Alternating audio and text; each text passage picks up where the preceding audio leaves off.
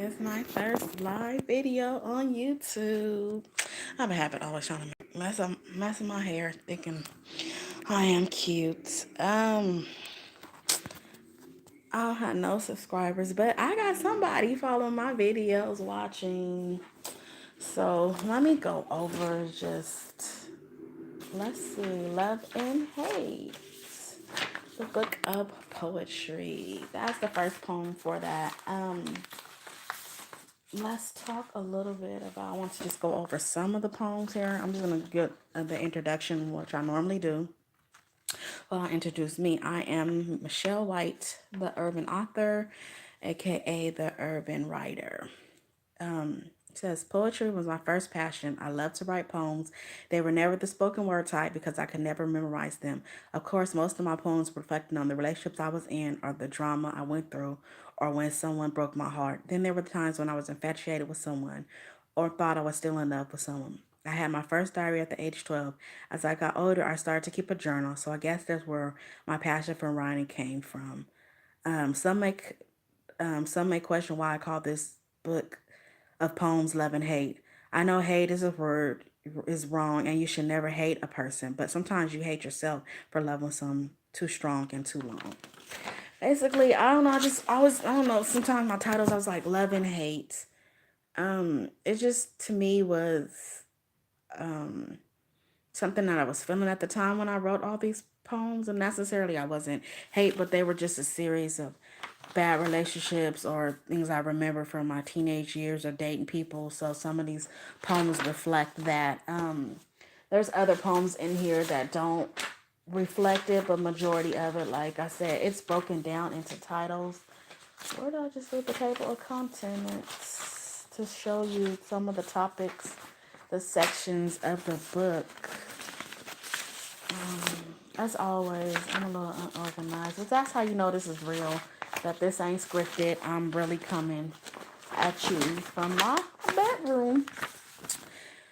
And so let's go to some of these table of contents. Look at this, all this. This is 2 pages. I don't know how I'm going to do this poetry book. If I should release each and every poem in here, it's a lot of poems. I might have to do like a volume 1, volume 2 type of thing, but let's go ahead and just do the first page and we'll see go the chapter. So we have first and foremost, and we have the introduction, the crush, love and hate. And then we have letting go, and under that is breaking up, growing apart, I'm tired, leaving, moving on, time, you don't love me, I'm finished, me versus me, getting over you, one last thing before I go, another season went by. Then we have the infidelity, which under there is cheater, go home, guess what, listen, my friendly love, unfinished business. Then we have more than a woman, we have baby mama, attitude, ooh my, rare, love me, the invitation, new, show me, many roles, what a black man means to me, what I and you want, we're having pot roast. And then we have Confessions of a Baby Mama, which is betrayal, he loves me, the way things used to be, this is reality, bad boy, change, collect call, thank you. And I know earlier in one of my videos I said I had a section. It is called Hear My Cry Prison Poems. So it's there's 1, 2, 3, 4, 5, 6, 7, 8, 9. Oh, I had 9 poems under there. So it's I Feel Your Pain Too, Erase the Throat, Unconditional Love, Locked Up, Handle Business, By My Side, See Things Through, Just to Let You Know, Thug's Prayer. So yeah, those are my sections. Like I said, I normally do some table of contents, some sections, something to kind of let you know what you're about to hear or read or whatever. Let me see if I can go one of these poems. I'm not for sure what category it's under. Oh, it's actually under letting go. So it's under the second category. So it's called I'm Tired. So let me read this one. It's one of the shorter ones. Some of them are long, some of them are short, some are in between. It says back and forth, in and out. What difference does it make if forgiveness cannot be found? Playing games is not my style. True happiness is taking too long to come around. I'm about to forget it and let it go because I'm tired and want to be left alone. So that's under the letting go. That would be considered breaking up with somebody. done with the relationship type of poem. Um, what other? I don't want to really do that infidelity section. Let me see what poems do I have in here. They're not all printed out. Like I said, I have so many different poems, so I couldn't like print out each and every last one a poem. But some of the stuff I try to print out and have like, I guess you would consider should have been like a portfolio, but it's not. I'm somewhat like just showing the different works. I would want to read Bad Boy, but I think I'll come back and read that. It's really long, and I don't even know if this is the full version of it. I'm looking. So I'm not for sure if I want to read that one just yet. Let me try to get another poem going. I'm trying to say something that would be something I would be able to read.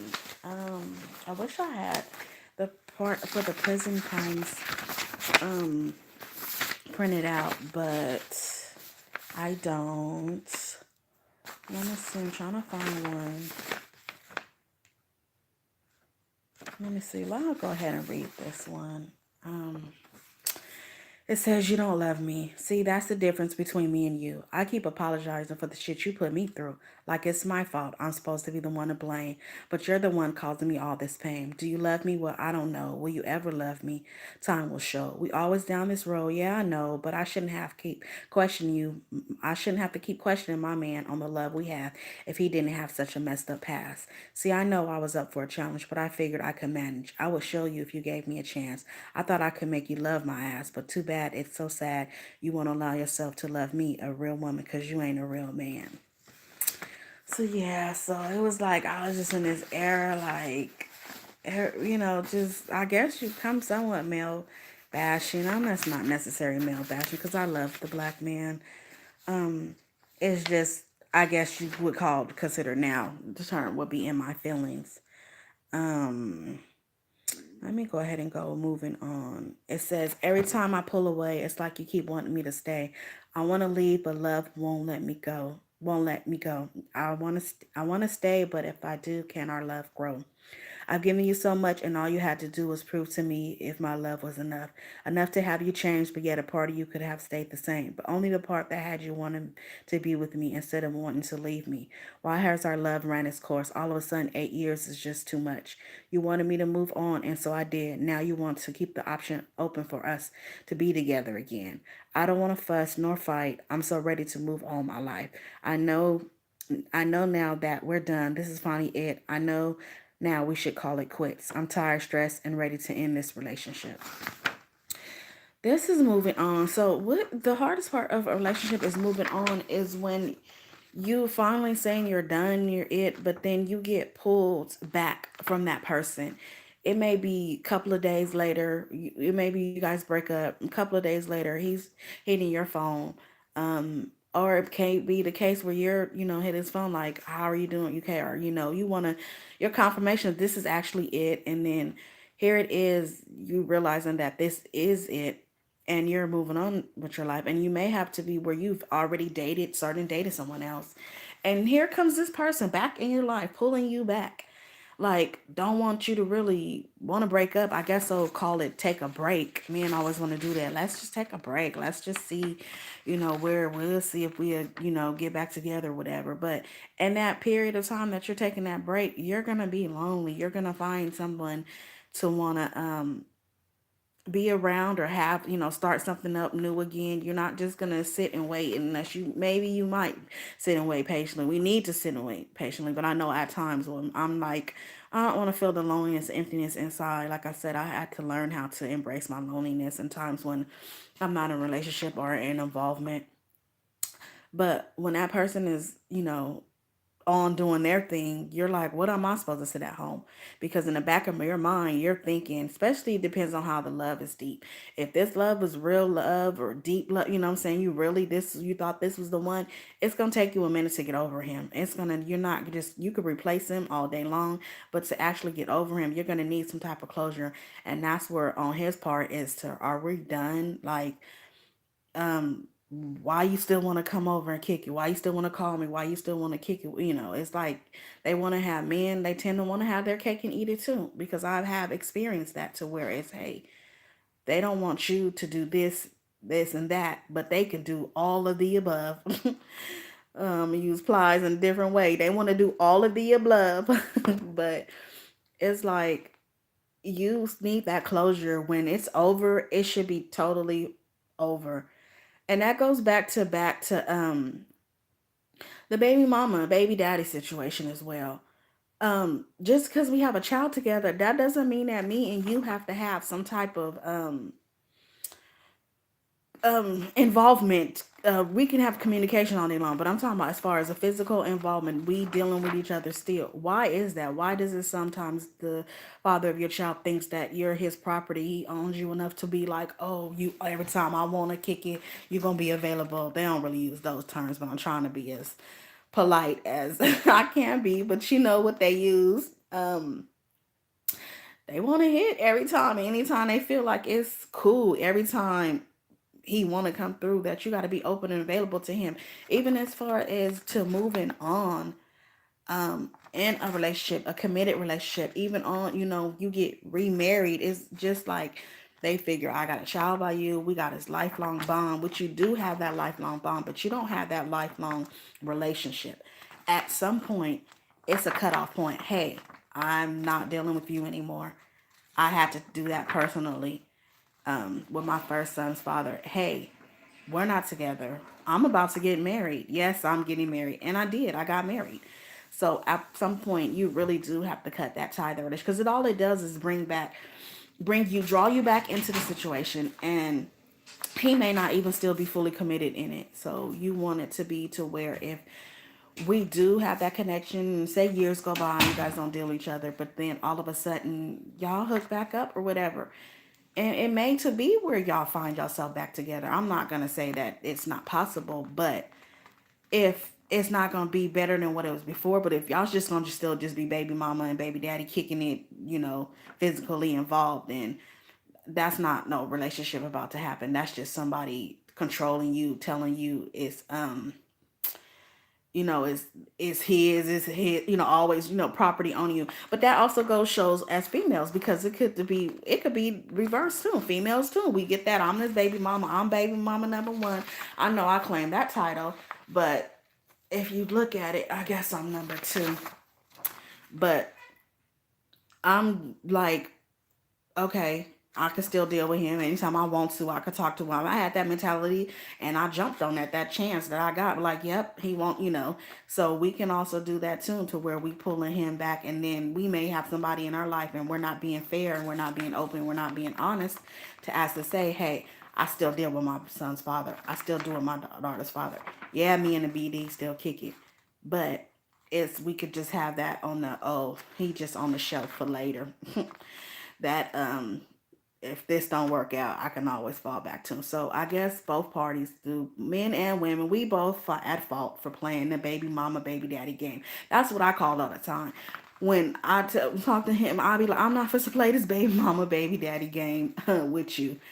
Um, and I don't. I try not to. At least I don't. But like I said, it's it's always an insider with that part. But cause he think he's it's cool all the time, and he know he doing. When he sees the video, I'm not lying. The stuff I'm telling is the truth. It's just the fact that I'm telling the truth now.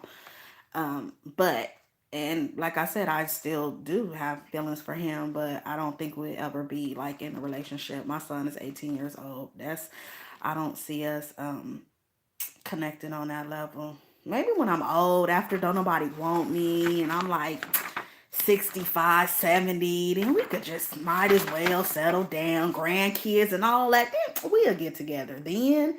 But not right now. We're just friends. We're cultural. And like I said, I keep him out of it for a reason. It's like I can say it all day. I had a conversation with him last night and I let him know I'm starting to do video blogs, but I'm not gonna bring you in and name you because, like I said, most people know who he is, and I don't think it's really a matter for me to really talk and discuss him being as we're just friends. We just have that open communication. We're just friends, and our mutual thing is that we both love our son. But it goes to show when you're trying to move on, it happens. You can get pulled from some way, not just a baby mama, baby daddy, but just an ex. I'm not for sure. I never really dealt with anybody that has went through a divorce. How would that, work out? How is it when you're going through divorce? It's, they do a separation, and how is it that okay, you're back with your husband? Um, well, I heard people. Yeah, I go. Okay, I do have not my personal experience, but I have friends and stuff that have told me that okay, they may have separated from their husband, or they're not even separated, but maybe their husband cheated, they forgave, and they came back. You know what I'm saying? They're still together, still married. So I guess for it being if I was married to someone, and even if it was infidelity, or even I would try to, even if we broke up, separate, whatever, if we're not going through a straight divorce, I'm the type of person, I'm gonna try to work it out as best as we need counseling, we need therapy, maybe we do need a break or a separation, maybe, but I'm not gonna just go for we getting a divorce. That's not how I'm not gonna do that. I'm gonna try my hardest to make my marriage work, even if it was something as hard as infidelity. Um, I would try to accept it the best way I could, go through the counseling, go what needs to be, because it's not necessarily people just automatically want to wake up and be like, I'm a cheater, I'm a cheat, I'm a cheat. As women, sometimes we can drive men away as well. We could be to where we may have just a straight up attitude. We may have insecurities. We may just be going through a lot, and we can push our spouse away. I'm guilty of that a lot, of pushing my boyfriend or somebody I'm involved with, pushing them away. It's like I'll push you away before you. It's like let me hurt you before you hurt me. So we can't always blame that, oh, he's a no good something, he he don't, we don't know what his mind going through, why he did the things he did, why he cheated, why he was unfaithful. But we also know that no, it's not deserving of us. No, it should not have happened to us. It shouldn't happen to anyone, but it does. It happens, and it's how you go from there, how you work with it. If it was too much to where you just can't handle it, then you should buy off, or means walk away. If even that one thing that he did still outweighs the good of what he, as far as he's been a husband, a provider, a father, then you always, outweigh the good, outweighs the bad. But if it's not, and it's too much stressing you out, emotional, you losing weight, you losing hair, you losing a sense of you, it's time for that divorce. You have to make that conscious choices. Who's going to be happy? Just because you guys have kids together, just because you guys got married, does not mean that you need to stay together. You're going to stay together in a relationship that is happy, that is beautiful, that is loving on both parties, that is willing to work it out. Even before you cheat, you should be talking it out. You should be each party, hey, babe, I'm unhappy. Like, I really am. I don't know what it is. It just what I'm going through right now, or what if I just had this new baby, I'm not feeling it, or maybe you got sick and you're not feeling, or on his part, man, I lost my job, I can't, I'm stressed, man, I don't know what to do, I'm trying to be the family, the man to take care, whatever the reasons be, before you decide to bring another person into your situation, before you decide you have to cheat, you have to work it out, you have to talk about it. Because what is cheating going to do? You're going to cheat, and then after that, what? You cheated, and she may not find out, but she gonna find out eventually. If you don't honestly tell her, she gonna find out. It's so with social media and everything going on, people find out stuff so quick, fast, in a hurry. It's like you are not gonna be able to hide this forever. So what happens when she find out? First thing probably in her mind is, I'm leaving. Second thing, it'll be like, okay, if I do leave, what, can I forgive him? So it's gonna be a lot of. I'm keep looking out because I'm waiting on Babe to come through. So I keep watching the window, watching. I'm see if he knocking on my side door. But um, so if they cheat, if that person, if he cheated and then he cheated, then how many times you gonna cheat? You gonna keep cheating every time she mad attitude, you gonna go cheat. Then look at how many times you didn't cheated already. She might have two attitudes a week, two attitudes a day. So like I said, it's worth talking out first. It's like you should talk it out first before you actually do the physical. I mean, there's no race say to go ahead and do physical unless you both be like, hey, you got to pass, I got to pass. Hey, but y'all talked it out, y'all worked it out. That may work for you guys. Who knows? Um, I know I probably would be the type of I'd probably be that type of person. Hey, you ain't feeling okay, go on for a weekend and go on and have come back, and if you still feel that way, okay, we'll sign these papers and we'll get divorced, because I'm not, this is just something not invested and work into. I'm not going to just be so easily to throw it away, because marriage is worth working for. It's not going to be perfect. And who says you get married, you sign that paper and it's everything's perfect? Oh, we'll never ever look at another person. We'll never ever want to feel how the person. We'll never ever do this. It's just perfect. It's just me and you, babe, to the end of time. 9 times out of 10, it don't work like that. It's gonna be parts of your. That's how you hear people that talk of that's been married for some years. I'm not talking about no 5, 10 years, 15 years. I'm talking about them 35, 45. Ask them what they overcame. If you really want to talk, find somebody that been married over 50 years. Ask them what they overcame in their marriage. Ask them that they ever cheat. Did he have a baby? Ask them, because you would be surprised what you hear from older people or older couples.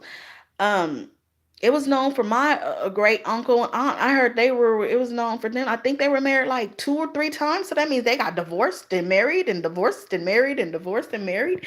So yeah, so I mean, that's a lot. So, but that shows some love too. At the end of the day, they was back to each other and they left this earth, I believe it was like a year apart or so, but they left, but they left this earth still married though. So ask an older couple really how their marriage or what they overcame. You will be surprised of what what people overcome. You be like, why you stick with him, or why you stick it out, like he did that.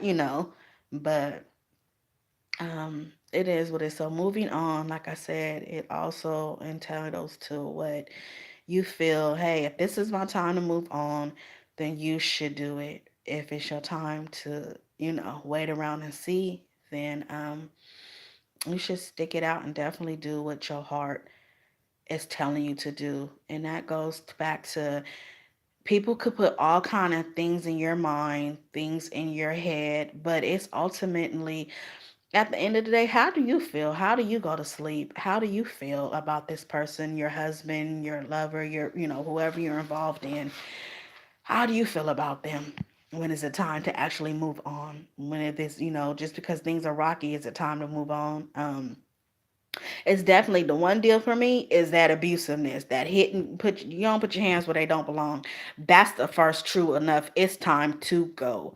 And my thing is about, it's happened once. It depends. I may forgive you. Two, you slide. Three, nah, that means that too many times already. And 3 times, nah, that's not gonna work. Um, that right there, that's automatically time to go. Abusiveness, I don't get down like that. I didn't even really get whoopings as a child, so I'm not gonna let no man sit there and just abuse me. And that also goes to mental as well. I'm not gonna let somebody down talk me and talk to me crazy and be, belittling and be, just not supportive. Not No, you're not gonna physically or mentally abuse me. And if at any point that I feel that I'm being physically or mentally abused, best believe I'm leaving the situation right then and there. It could now that's a means for a divorce, right? For me, is that mental and that physical abuse. I'm not gonna withstand none of that. None of that to make me feel lower. I have enough of my insecurities. I have enough of my suffer from depression. I have enough of what I go through as just a woman. So you're not going to make me feel any more less of a woman by talking to me a certain kind of way, degrading me a certain kind of way. Um, putting you're not loving me by putting your hands on me. You're harming me. You're not bringing no good to me. So it's just, it goes. So when it's time for you to move on, it's time for you to move on, and you only. So I'm gonna end it like this. I am Michelle, the Urban Author White, aka the Urban Writer. My first live video. Mm, Yay. So, like I said, each day I'm going to try to bring my writing, something about my poetry, my writing, along with love and relationships. I'm going to get out there. Somebody's going to pick me up. Somebody's going to see that she has a lot to say. Um, just by just not just experience, but like I say, a natural gift, a natural talent in me to be able to write and talk about stuff. Because sometimes I don't experience everything I talk about. Um, that's one poem that I would have loved to read. All This Love. I wish I would have had that printed out. I need to really get that because that's a deep one. Like most of my poems that are deep, I like to get those out. But like I said, some stuff I haven't personally experienced. I'm just writing. So, like I said, my gift, my talent, it's 2019 blessings for me somehow, some way, some form. Um, I'm out.